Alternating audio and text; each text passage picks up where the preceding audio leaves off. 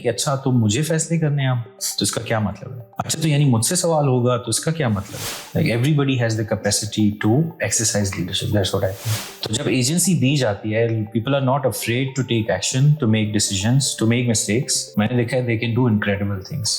कुछ शख्स डिसाइड करके बताते हैं कि आज से पूरे साल सारे बच्चों का मुल्क में और दुनिया में क्या एक्सपीरियंस रहेगा। Lot of times I have seen के लोगों से पूछो कि यार आप बताएं सिचुएशन में क्या हो जाए, तो वो ना फ्रीज हो जाते हैं। तो अक्सर मुझे ये सुनने को मिलता है कि ये तो हमारा काम है ही। वो शख्स जो रिस्पॉन्सिबल है एजेंसी को आगे ट्रांसफर करने में, उनको कंट्रोल की जरा आदत होती है। Like they want to control all outcomes, they want to ensure कि कोई भी चीज़ ख़राब ना हो। एंड आई फील कि आजकल उनके पास टाइम नहीं है ये सब करने के लिए। We just want to get things done, और लोगों के लिए वक्त निकालना शायद काम नहीं समझा जाता। In education, we often focus on curriculum, policies, and test scores. But what about the leaders themselves, the people shaping the environment where our students grow? In today's episode, we will explore why coaching could be the missing link in educational leadership and how it directly impacts student agency. Our guest today, Zoeb Sheikh, is a leadership and executive coach with over 18 years of experience in leadership roles. He specializes in guiding professionals through career transitions, organizational change, and leadership growth. Today, we will discover how his coaching philosophy can reshape the way schools lead and students learn.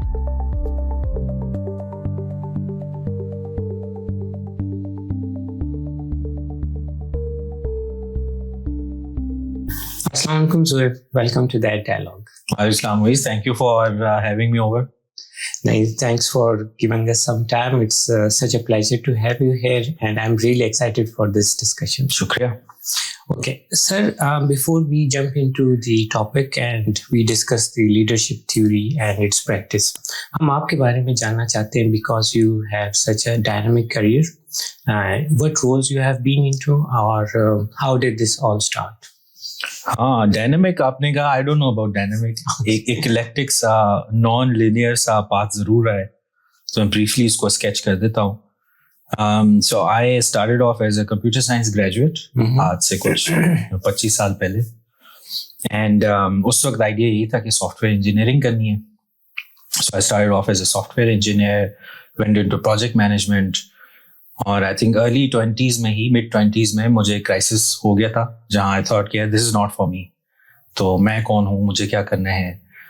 And that led me to go back to my roots. जब मेरे जो interest होते थे when I was younger and as a kid, तो I thought कि मैं ये सारा काम छोड़ता हूँ, software engineering in technology and IT, and I will move to do something I love doing. तो फिर एक फेज रहा जहाँ आई वाज एक्सप्लोरिंग कि मुझे करना क्या है।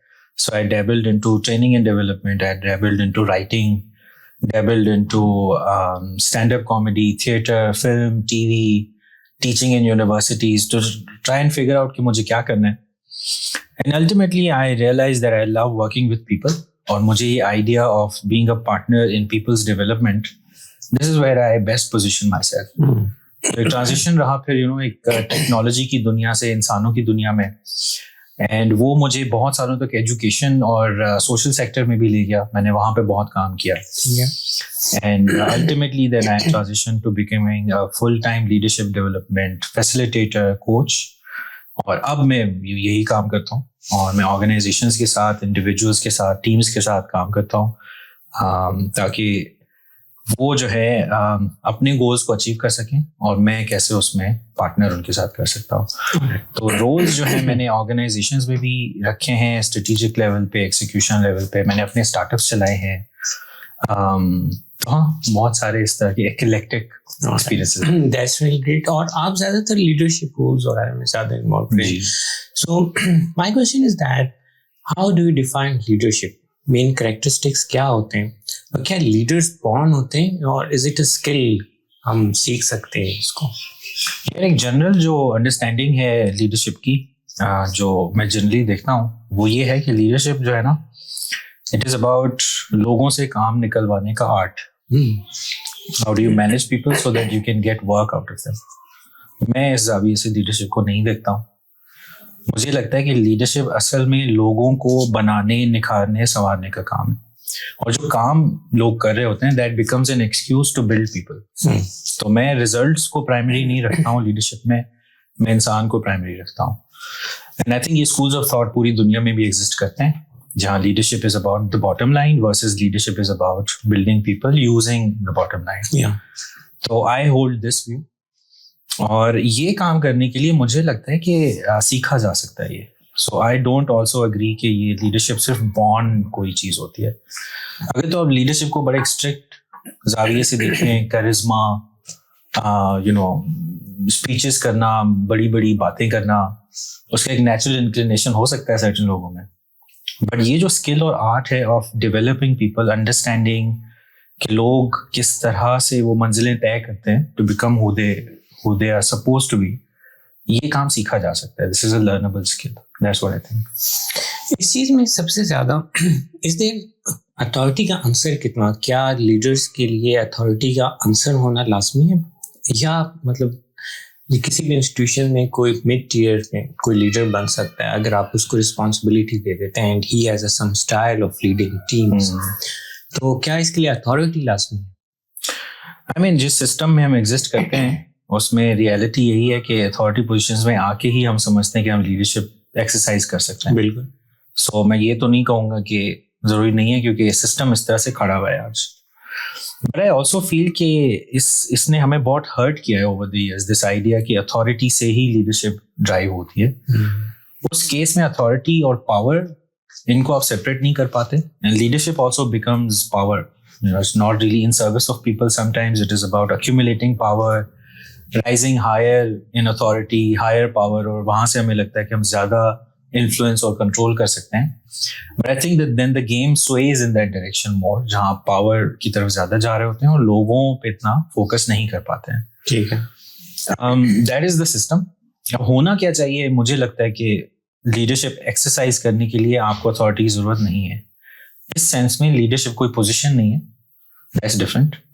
लीडरशिप एक एक्शन है, और it's a set of actions that we then call leadership. और लीडर के तरह का कोई फिर लेबल नहीं आता है. There are people who exercise leadership even if they are not in positions of authority, and I've seen people who don't exercise leadership even if they are in positions of highest authority.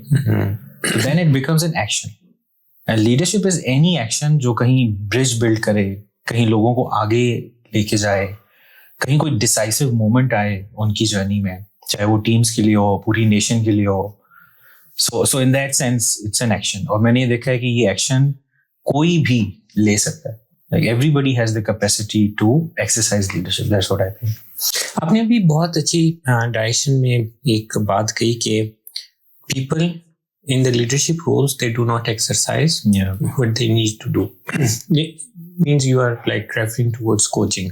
अब अगर हम अपने educational institutions को देखें, schools को देखें, यहाँ पे जो head of departments होते हैं या principals होते हैं, when they come into the position of leadership और अथॉरिटी रूल में आते हैं, तो वो काम उनका ज्यादातर मैनेजमेंट और एडमिनिस्ट्रेशन में चला जाता है. So they get in the role of decision makers, day to day decision makers में, और उनका सारा फोकस वहाँ पे शिफ्ट हो जाता है. बट जो मेन काम होता है लाइक ट्रस्ट, एजेंसी देना, पोटेंशियल डिस्कवर करना, ये रह जाता है. गाइड करना रह जाता है. So how do you see this flaw? I mean I agree with you. और ये सब तक हो चुका है कि I work with a lot of people, teams, organisations, और जब उनसे ये बात होती है ना कि okay how are you giving feedback to someone, या how are you coaching someone, या आपने कुछ वक्त लगाया है अपनी टीम को समझने के लिए या उस इंडिविजुअल की शख्सियत को जानने के लिए, तो अक्सर मुझे ये सुनने को मिलता है कि ये तो हमारा काम है ही नहीं. मतलब इतना हो चुका है ये कि this is not something we consider work. We consider meetings, dashboards, the bottom line, the plan, the Excel document as work. But इतना हो चुका है कि इन relationships में हम ज़्यादा invest नहीं करते. So I agree with you. And I think ये बहुत ज़्यादा skew हुआ है एक direction में.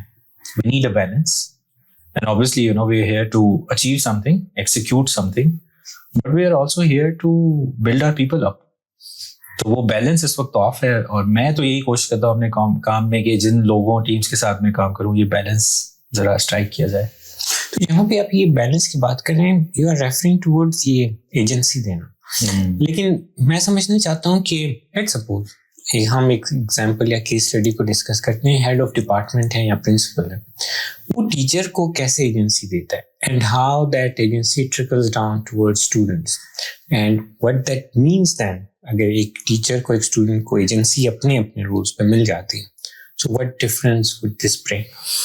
या आई थिंक जो मैंने ऑब्जर्व किया है उसमें पहले ये समझना पड़ेगा कि क्यों नहीं देती agency, why do we withdraw it. तो उसमें मैंने ये देखा अक्सर कि वो शख्स जो रिस्पॉन्सिबल है एजेंसी को आगे ट्रांसफर करने में, उनको कंट्रोल की जरा आदत होती है। Like they want to control all outcomes, they want to ensure कि कोई भी चीज़ खराब ना हो, क्योंकि उससे शायद उनका परसेप्शन या उनका एक सेल्फ इमेज अफेक्ट हो सकता है या उनकी रेपुटेशन पे कोई फर्क पड़ जाएगा। तो इट्स वेरी लाइक अपनी ज़ात में सोच के हम ये डर रहे होते हैं किसी और को जगह देने के लिए, एजेंसी देने के लिए। तो आई थिंक पहले तो ज़रा उन शख्स के साथ ये काम करना पड़ेगा कि it's about less control and more openness to what may be possible, कि कोई क्या अचीव कर सकता है। दूसरा, एजेंसी देने का मतलब ये है कि अब अकाउंटेबिलिटी भी थोड़ी नीचे ट्रांसफर होगी। यानी आप अगेन आज तो आप इतने कंट्रोल में भी नहीं होंगे, और दूसरा पावर डेलीगेशन अकाउंटेबिलिटी जब नीचे ट्रांसफर होती है तो you are then open to some failure sometimes, you know they will make mistakes, आपको लर्न और सिखाना पड़ेगा, कोच करना पड़ेगा, and then you know they might also do it very differently. जिस तरह आप चीज़ों को समझते हो हो सकता है वो मुख्तलिफ तरीके से करें। मैंने देखा है कि इस पर भी लोग अक्सर तैयार नहीं होते। तो पहले तो ये समझना पड़ेगा कि एजेंसी क्यों नहीं दी जाती। मगर अगर दे दें एजेंसी, तो आई ऑलवेज बिलीव कि किसी भी मसले का बेहतरीन हल वही शख्स निकाल सकता है जो उनके साथ क्लोजेस्ट प्रॉक्सिमिटी में है, जो उस मसले को बेहतरीन तरीके से समझते हैं। तो जब एजेंसी दी जाती है, people are not afraid to take action, to make decisions, to make mistakes. मैंने देखा है they can do incredible things, क्योंकि वो मसले को डायरेक्टली टैकल कर सकते हैं। एजेंसी का मतलब ये है कि आप जो पूरा इंसानी स्पेक्ट्रम है उसको जगह दे रहे हो, जिस भी डोमेन में आप काम कर रहे हो। इंसान का पूरा स्पेक्ट्रम क्या है, मैं नीचे भी जाऊंगा, मैं ऊपर भी जाऊंगा, कुछ चीज़ें मुझे आती हैं, कुछ नहीं आती, मैं डरता भी हूँ, मैं कुछ चीज़ों में बड़ी करेज भी दिखाता हूँ। तो ये सारा जो एक्सपीरियंस है कि इंसान का, उसको आप जगह दे रहे होते हो। एंड आई फील कि आजकल हमारे पास टाइम नहीं है ये सब करने के लिए। We just want to get things done, और लोगों के लिए वक्त निकालना शायद काम नहीं समझा जाता। सो लेट्स सपोज अगर टीचर्स को स्टूडेंट्स को एजेंसी मिल जाती है, तो वो एनवायरनमेंट आपको कैसे दिखेगा? What difference would it bring? यार आई थिंक कि अगर एजेंसी स्टूडेंट्स के पास है, टीचर्स के पास है, तो सबसे पहले चॉइस आती है, एंड चॉइस एक्सरसाइज करना इंसान का बुनियादी हक है। तो आई थिंक स्टूडेंट्स और टीचर्स चॉइस एक्सरसाइज कर पाएंगे कि किस दिन, किस हफ्ते, किस महीने क्या प्रायोरिटीज रखनी है, कैसे लेके चलना है। And I feel like the classrooms and the schedules are too regimented. मुझे लगता है कि करिकुलम बहुत ही ज़्यादा कुछ शख्स डिसाइड करके बताते हैं कि आज से पूरे साल सारे बच्चों का मुल्क में और दुनिया में क्या एक्सपीरियंस रहेगा। And I think that's too regimented. उसमें छोटे छोटे स्पेसेस होते हैं for breathing, for you know them doing what they want. Activities भी वो वही करते हैं जो मैंने सोची हुई है कि उनको क्या एक्टिविटीज़ करनी है। तो आई थिंक ये रेजिमेंटेशन थोड़ी सी कम होगी और लोकली डिसीजंस लिए पाएंगे। मैंने बहुत सारी कम्युनिटीज़ में काम किया। मिसाल के तौर पर मैंने एक स्कूल में काम किया जो मच्छर कॉलोनी में था, या ऐसी जगहों पे काम किया जहाँ बच्चे जो है ना वो नेट्स बनाते हैं फिशिंग के लिए। और मैंने ये एक्सपेरिमेंट किया कि जो उनकी लिव्ड रियलिटी है, अगर उसी से रिलेटेड उनको एक्टिविटीज़ दें और उसी से रिलेटेड उनको कॉन्सेप्ट्स पढ़ाए जाएं, तो मैं फॉर एग्जांपल एक फिशिंग नेट की डायमेंशंस को लेके मैथ्स का कौन सा कॉन्सेप्ट दिखा सकता हूँ। तो मैंने ये देखा कि उसकी रिटेंशन, उसका इंटरेस्ट कहीं ज़्यादा है कंपेयर टू यू नो अगर मैं फिलाडेल्फिया में टॉम की किसी एग्जाम्पल को लेकर मैथ सिखा रहा हूँ। तो एंड आई फील कि ये जो लोकलाइजेशन है वो बच्चों के लिए, टीचर्स के लिए बहुत ज़्यादा मुफीद है। And finally I think teachers will finally have the chance to go to what the root of their profession is. Teachers, जैसे आपने कहा कि एडमिनिस्ट्रेटिव बर्डन से इस वक्त हैं, उनको करिकुलम कंप्लीट करना है, उनको बहुत सारी चेकलिस्ट बनानी है, शायद स्कूल का बिजली का बिल भी उन्होंने भरना है। That keeps them away from the real work of building a child and their personality. तो मुझे लगता है अगर एजेंसी होगी तो वो शायद चूज कर सकते हैं एंड प्रायोरिटाइज कर सकते हैं. अच्छा, सुनने में ये बहुत सादा और इजी नजर आ रहा है. I do not feel that इसमें कोई मुश्किल होनी चाहिए, बिकॉज लीडरशिप रोल्स पे जो आते हैं दे गो काफी एक्सपीरियंस से गुजरते हैं. लेकिन द क्वेश्चन इज कि फिर बैरियर्स क्या है, चैलेंजेस क्या है, बिकॉज ये तो हमें अमूमी तौर पे नजर ही नहीं आता. एजेंसी देना और फिर लीडरशिप में कोचिंग लेके आना, ये तो बहुत कम नजर आता है. तो इसके ये क्या बैरियर्स है? आई थिंक वही जो हम थोड़ा सा उस पर ब्रीफली टच कर चुके हैं कि आप जिंदगी में जैसे जिंदगी गुजारते हो ना, उसके पीछे कोई पैराडाइम होता है आपके जहन में, या एक बेसिक सेट ऑफ अजम्पशंस होता है जिंदगी के बारे में. मिसाल के तौर पर अगर मैं जिंदगी के बारे में ये सोचता हूँ ना कि ये दुनिया मेरे अगेंस्ट है और लोग सिर्फ अपना ही सोचते हैं, तो मैं जब जिंदगी से गुजर रहा हूँ तो इन्हीं डेटा पॉइंट्स पे फोकस कर रहा हूँ. अगर मैं ये सोचूं कि नहीं, अबंडेंस थिंकिंग रखूं और समझूं कि दुनिया में हर शख्स के लिए बहुत कुछ है और बहुत कुछ अचीव किया जा सकता है, तो मेरे सेट ऑफ चॉइसेस भी उसी हिसाब से बदलते हैं. आई थिंक लीडरशिप को लेके भी ना कुछ पैराडाइम्स हैं जो कि बहुत बहुत डीपली इंट्रेंच्ड हैं. उसमें से एक, जैसे हमने कंट्रोल की बात की कि leadership is about power and control so that I can get the outcomes that I want. But जिस थ्योरी पे हम काम कर रहे हैं या करने की कोशिश कर रहे हैं वो ये है कि नहीं, leadership is about building people. अब ये दो बहुत अलग पैराडाइम्स हैं. तो आप जब एक डिफरेंट पैराडाइम लेके फील्ड को स्कैन करते हो ना, तो आपकी चॉइसेस डिफरेंट होती हैं, आपका डेटा डिफरेंट होता है जिस पे आप एक्ट करते हो. एंड आई फील कि ये बुनियादी पैराडाइम चेंज करना पड़ेगा. तो जिस दिन एक शख्स समझ जाए कि I am in service of my people and they are not in service of me, तो आप सोचें कि उसके एक्शंस डिफरेंट होंगे. Instead of telling them what to do, I might ask them, तुम बताओ क्या होना चाहिए. A lot of times I've seen कि लोगों से पूछो कि यार आप बताएं सिचुएशन में क्या हो जाए, तो वो ना फ्रीज हो जाते हैं थोड़ी देर. मैं पूछता हूँ कि क्यों, आप बता क्यों नहीं रहे? They're like, nobody's asked me that before. मुझे तो सिर्फ बताया जाता है कि क्या करना है. तो ये जो बेसिक पैराडाइम है उस पे काम करना पड़ेगा, उससे ये सेट ऑफ चॉइसेस बदलेंगी. So I think the basic paradigm is कि मुझे कंट्रोल करना है, मुझे आउटकम्स अचीव करने हैं, किसी भी सूरत में अचीव करने हैं. एंड लोग आर सीन एज, जैसे वो HR में भी हम ह्यूमन रिसोर्सेज कहते हैं. So people are the means and outcomes are the ends. मैं जिस पैराडाइम की बात कर रहा हूँ उसमें outcomes are the means and people are the ends. तो जब आप ये नियत देखने का तरीका बदलते हो तो आपके चॉइसेस भी बदल जाते हैं. फिर एजेंसी भी तो ये बैरियर्स और चैलेंजेस आर इजी टू इसको मैन्यूवर करना और इनको रिजॉल्व करना, they are easy. But what is exactly one thing that you consider के that kills the coaching action or that kills providing agency? I think the one thing that might kill it is this relationship. मैं उसको कैसे देखता हूँ. तो if for example I'm a line manager और मैं सिर्फ tasks assign कर रहा हूँ और मुझे वो results चाहिए and I'm seeing this person as someone who just execute the tasks ताकि मेरा काम आसान हो जाए या मैं वो outcomes achieve कर लूँ जिसकी basis पे मेरा appraisal अच्छा होगा, मुझे कोई promotion मिलेगा. So this is about me then. तो उस केस में आई think that's the one thing जिसकी वजह से मैं उनकी एजेंसी और कोचिंग पे काम नहीं करूंगा. ज्यादा से ज्यादा करूंगा भी तो उसी लाइन में होगा कि okay, how can this person achieve the results that I want. And मैं ये नहीं कह रहा कि ये नहीं होना चाहिए. आई थिंक कहीं कहीं शायद हमें चीजें अचीव भी करनी है. बट जब मेरा फोकस ये होगा कि my responsibility in this relationship is how do I build this person so that कल ये वो सारा काम कर सके जो मैं आज कर रहा हूँ. तो ये ज़ाविया नज़र जब बदलेगा तो फिर मैं एजेंसी या कोचिंग पे भी काम करूँ. वरना सवाल ये ना कि कोचिंग करनी क्यों है. Why should I spend time with someone, build their skills, build their mindset, build their range of possibilities. तो उसके पीछे जवाब अगर ये होगा कि क्योंकि ये मेरी जिम्मेदारी है इसकी तरफ तो कर पाऊंगा. अगर नहीं होगा और ये होगा कि ये तो मेरे लिए काम करते हैं तो फिर मैं नहीं करूंगा. I don't see the point. Okay, so what is the most frustrating thing that you have come across in educational leadership? I think the most frustrating thing I have come across is that I really feel for educators. And I think I feel their frustration, which is very frustrating for me. और educators खास तौर पे teachers हमारे यहाँ, उनके पास इतने काम हैं करने को, इतनी एडमिनिस्ट्रेटिव बर्डन है, इतना कुछ. मुझे लगता है कि आधा स्टाफ जो और रखा जा सकता है स्कूल में वो हम नहीं रखते और कहते हैं टीचर ही ये काम कर लेंगे. फिर वो घर भी ले जाते हैं बहुत सारा काम एंड उनकी जिंदगी आसान कोई नहीं कर रहा.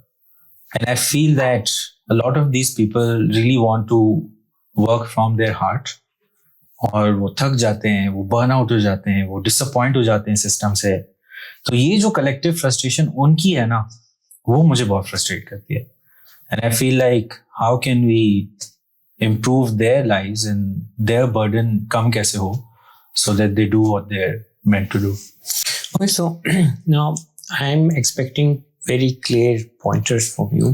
वो कौन सी 3 चीजें हैं अगर उसको हम adopt करें, like over the night भी हो सकती है या in a short duration भी हो सकती है, 3 चीजें जो हम adopt करें and we can bring coaching का आंसर leadership में, so that would be able एक एजेंसी दे दें और गाइडलाइंस दे दें और टीचर्स और स्टूडेंट्स के पोटेंशियल को अनपैक करें।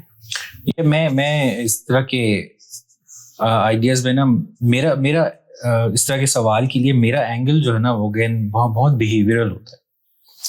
तो बहुत सारे लोग कहते हैं कि सिस्टम में क्या क्या बदलना चाहिए, पॉलिसीज बदल दो, इंसेंटिव्स बदल दो, और मैं ये सब समझता हूँ शायद ये काम भी होना चाहिए, मगर मुझे लगता है कि तब्दीली जो है ना, वो सिंपल बिहेवियर से आती है, सिंपल माइंडसेट की शिफ्ट से आती है। तो अगर मैं 1 डिग्री अपना माइंडसेट चेंज करता हूँ ना, तो उसका जो इम्पैक्ट है वो कई ज्यादा डिग्रीज आउट देयर होता है। तो मेरा जो जवाब होगा ना, वो भी माइंडसेट बिहेवियर से रिलेटेड ही होगा।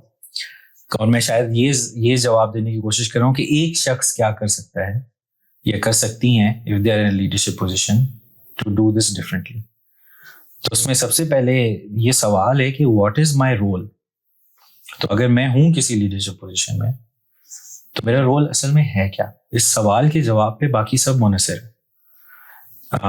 तो अगर मैं फॉर एग्जांपल इस सवाल का जवाब ये है कि मेरा रोल ये है कि मेरे पास जितने भी लोग हैं कल वो मेरा काम कर सकें ताकि मैं कुछ और कर सकूं, तो उसकी बिना पे मेरी चॉइसेस डिफरेंट हो जाएंगी। That's number 1। नंबर 2 इज कि I think leadership is a journey, और वो कॉन्स्टेंटली इस तरफ आपको पुश करती है या ये आपको आईना दिखाती है कि कहाँ आप लैकिंग हो, कहाँ आपको मजीद डेवलप करने की जरूरत है। तो अभी तक मैं ये बात करता आया कि लीडरशिप की जिम्मेदारी दूसरों की तरफ ये है कि उनको डेवलप करना है, बट मैं ये भी समझता हूँ कि जब तक ये रास्ता आपने खुद नहीं चला हुआ, आप किसी और को भी उस रास्ते पे नहीं चला सकते। सबसे पहले ये जंग अपने साथ लड़नी पड़ती है, अपने आप पे फोकस करना पड़ता है। मेरी इंटेलेक्चुअल ग्रोथ, मेरी इमोशनल ग्रोथ, मेरी spiritual growth, if you believe in that leads to growth of other people that I work with. तो ये दूसरी बात होगी कि leadership is an inward action. इतना ज्यादा बाहर उस पर काम नहीं करना होता जितना अपने अंदर करना होता। एंड तीसरा है कि I feel like leadership जो है वो एक पोजीशन नहीं है जैसे हमने बात की, but it's a lifestyle, right? So आप सिर्फ ये कुछ लोगों के लिए कुछ टाइम तक नहीं कर सकते। You have to stay in this zone जहाँ कॉन्स्टेंटली जो भी आपके आसपास है, आप कॉन्स्टेंटली ये सोचते हो कि मेरा उनकी तरफ रोल क्या है, मेरी इनकी तरफ जिम्मेदारी क्या है, and how do I help build people up. और आपके सवाल के लीडरशिप के एंगल से मैंने इसलिए जवाब दिया कि I feel if leadership can do this और people in positions of power can do this, तो फिर पूरा सिस्टम उसके हिसाब से बदलता है।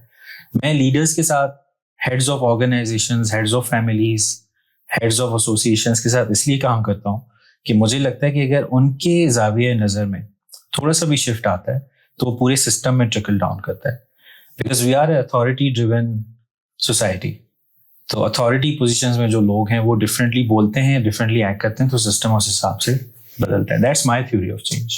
आपने भी ये बिहेवियरल चेंज की बात की। Now we have been talking about the role of leadership कि उनकी behavioral change and how do they exercise the leadership। लेकिन कुछ leaders ऐसे भी होते हैं जो एजेंसी देते हैं, जो गाइडलाइंस देते हैं, लेकिन जो नीचे लोग होते हैं वो उसको एक्सेप्ट करने से कतराते हैं। तो ये बिहेवियरल चेंज डेवलप करने में क्या जरूरी है? क्या ऐसे किया जाए कि जो नीचे के लोग हैं वो अकाउंटेबिलिटी भी एक्सेप्ट करें और वो एजेंसी भी एक्सेप्ट करें, they work according to that? I think इसमें भी पहले समझना पड़ेगा कि ऐसा क्यों होता है। एंड मेरी अंडरस्टैंडिंग ये है कि हम सबकी ग्रोइंग अप एक रिलेशनशिप होती है विद अथॉरिटी, और ये रिलेशनशिप विद अथॉरिटी हमारे घर में जो अथॉरिटी फिगर्स रहे हैं, हमारे स्कूल में जो अथॉरिटी फिगर्स रहे हैं, जनरली सोसाइटी में जो हम एक रिलेशनशिप विद अथॉरिटी देखते हैं, कितनी ओपन है, कितनी क्लोज्ड है, उससे हमारा एक व्यू बनता है अबाउट अथॉरिटी। एंड सो हम सर्टेन चीज़ें एक्सपेक्ट करते हैं। मिसाल के तौर पर हमारे माशरे में ये एक्सपेक्ट किया जाता है कि मेरे डिसीजंस भी कोई अथॉरिटी ले मेरे लिए, या अप्रूव तो ज़रूर करे मेरे डिसीजंस को, या मेरे अराउंड जो दुनिया है ना, उसको ऑर्डर में रखने के लिए, उसको सेफ रखने के लिए किसी अथॉरिटी की ज़रूरत होनी चाहिए. मैं कुछ कर सकता हूँ या चॉइसेस ले सकता हूँ, नहीं ले सकता, उसमें भी कुछ अथॉरिटी फिगर्स की इन्वॉल्वमेंट चाहिए. तो क्योंकि हमारा जनरली, और ये हम शायद कॉन्शियसली नहीं जानते बट सब कॉन्शियसली, एक रिलेशनशिप विद अथॉरिटी रहता है. तो उसकी बिना पे मैंने देखा है कि जब आप पहली दफ़ा एजेंसी नीचे दे रहे होते हो लोगों को, तो उनको रिसीव करने में, एक्सेप्ट करने में भी थोड़ी प्रॉब्लम होती है. बिकॉज दे आर लाइक, अच्छा तो मुझे फैसले करने हैं अब, तो इसका क्या मतलब है? अच्छा तो यानी मुझसे सवाल होगा, तो इसका क्या मतलब है? मुझे क्या करना है? What are my choices? But I think that's a great opportunity to then coach, tell them और ask them, have them understand कि उनका रिलेशनशिप विद अथॉरिटी क्या है और उनकी चॉइसेस क्या है. बट आई फील कि इस वजह से थोड़ी मुश्किल होती है. बट आई ऑल्सो फील कि ग्रोइंग अप या मेच्योरिटी का जो प्रोसेस हम उम्र पूरी गुजारते रहते हैं, उसमें किसी ना किसी पॉइंट पे हर इंडिविजुअल को ये प्रोसेस से गुजरना पड़ता है जहाँ अथॉरिटी को वो एक डिफरेंट जाविये से देखना शुरू करते हैं और ये सोचें कि मेरी जिंदगी में अब मुझे अपनी अथॉरिटी अपने लिए लेनी है या अभी भी दूसरे लोगों पे रिलाय करना है. तो फॉर आवर लिसनर्स, बहुत सारे इमर्जिंग लीडर्स भी हैं, आप उन्हें क्या एडवाइस देना चाहेंगे एंड व्हाट आर 2-3 बुक्स जो आप उनको रिकमेंड करना चाहिए so they, if they are not born leaders, तो वो कौन से स्किल्स हैं that are important for them to learn? हाँ, एडवाइस क्या दूँ यार? आई थिंक काफ़ी एडवाइस तो हो गई इस गुफ्तगू में. But I think final advice ये होगी कि ये जो काम है of leading, it starts with you and inner work बहुत करना पड़ता है. मैं ये कहना हमेशा पसंद करता हूँ कि leadership is a journey with in. तो अपने अंदर बहुत सारा चीज़ों को, फर्नीचर को रीसेट करना होता है so that you can lead others. किताबें में टॉप ऑफ माइंड बहुत सारी हैं. टॉप ऑफ माइंड जो हमारे टॉपिक से रिलेटेड भी थोड़ी ज़्यादा है. आई थिंक एक साइमन सिनेक की किताब है, start with why. I would really recommend that. And this idea of क्यों हमें कुछ करना है, क्यों लीड करना है, फिर कैसे करना है, क्या करना है, वो इस किताब में आपको मिलेगा. The second is the gifts of imperfection by Brené Brown. और आई थिंक बहुत सारे थिंकर्स भी ये कहते हैं कि इंसान जो है रैशनल एनिमल है. मैं इतना यकीन नहीं रखता कि सिर्फ रैशनल है. मुझे लगता है कि इंसान एक इमोशनल एनिमल है और हमें बताया नहीं जाता कि इमोशंस के साथ कैसे चलना है. तो the gifts of imperfection dabbles into all those vulnerabilities जो हम कैरी करते हैं बट उसको कभी सोचते नहीं है. Makes you a stronger human being I think. And जो तीसरी किताब होगी that would be,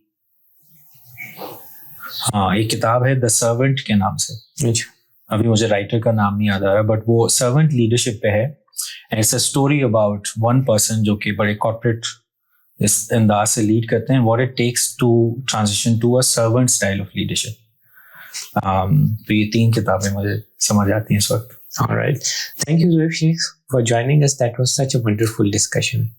And if you find this analysis, this discussion valuable, please write it to us. Or leadership, maybe it's not about having all the answers, but it's about having good questions. And if you find this discussion valuable, please write it to us. See you next time for another episode. Thank you.